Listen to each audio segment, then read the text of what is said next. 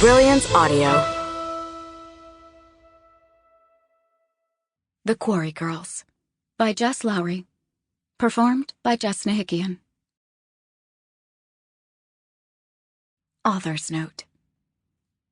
The FBI defines a serial killer as a person, usually male, who murders two or more people, usually female, in distinct events. While serial killers have always been around, I recommend researching Gilles de Rais if you're low on nightmare fuel. They didn't capture the public consciousness until the early 1970s. That's when the first wave of big-name monsters, John Wayne Gacy, the Zodiac Killer, son of Sam, were active. Historian Peter Vronsky hypothesizes that while several factors must align to make a murderer, genetics and frontal lobe injuries being two common ones, World War II was responsible for this golden age of serial killers, a generation later. Specifically, according to Vronsky, while all American soldiers who fought in World War II were trained to kill, a small contingent used the cover of state-sanctioned violence to also rape, torture, and collect human body parts as trophies. Though most returning GIs successfully reintegrated into society, some brought the brutality of war into their homes, abusing their families behind closed doors. That abuse, occurring as it did in a culture openly promoting war, created the fertile ground from which the first major crop of American serial killers would spring. I'm hungry for this information. The luridness certainly attracts me. There's also the truth that 70% of serial killer victims are female. You better believe that knowing your prey heightens your interest in the predator. You find yourself desperate to make sense of largely random acts of serial murder, believing that if you can understand motivation and hunting patterns, you can protect yourself.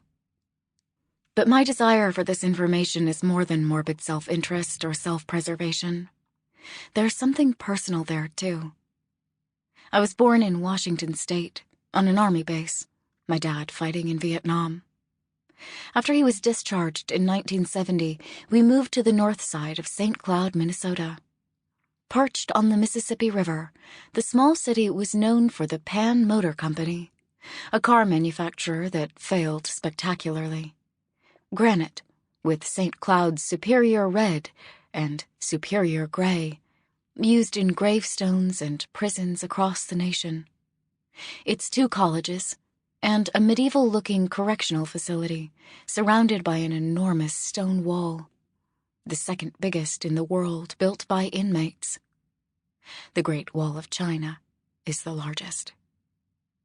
3 killers were on the loose in St. Cloud when I was growing up there. Only 2 have been caught.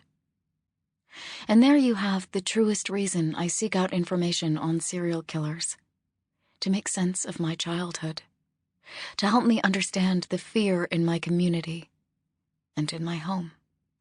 Here's what I discovered about the predators terrorizing St. Cloud in the 70s. Charles Latourelle. In October 1980, Catherine John and Charles Latourelle were both managers at a St. Cloud State University pizza parlor. Latourelle got drunk one night and decided to visit the restaurant after closing time. He lurked in the basement, vomiting at one point from the drinking he'd done. When Catherine John passed his hiding spot on her way to lock up, Latourelle stabbed her 21 times and then raped her. Afterward, he dropped her body into the nearby Mississippi River before returning to the murder scene to clean up her blood and his vomit. When another worker spotted him, Latourelle called the police to confess. While serving time for John's murder, he revealed that it wasn't his first. On June 14, 1972, then a 17-year-old paperboy, he'd shot and killed Phyllis Pepin in her home. Claiming to have been obsessed with her, he'd broken in intending to rape her. Pepin's husband was the prime suspect until Latourelle's 1999 confession. Sample complete. Ready to continue?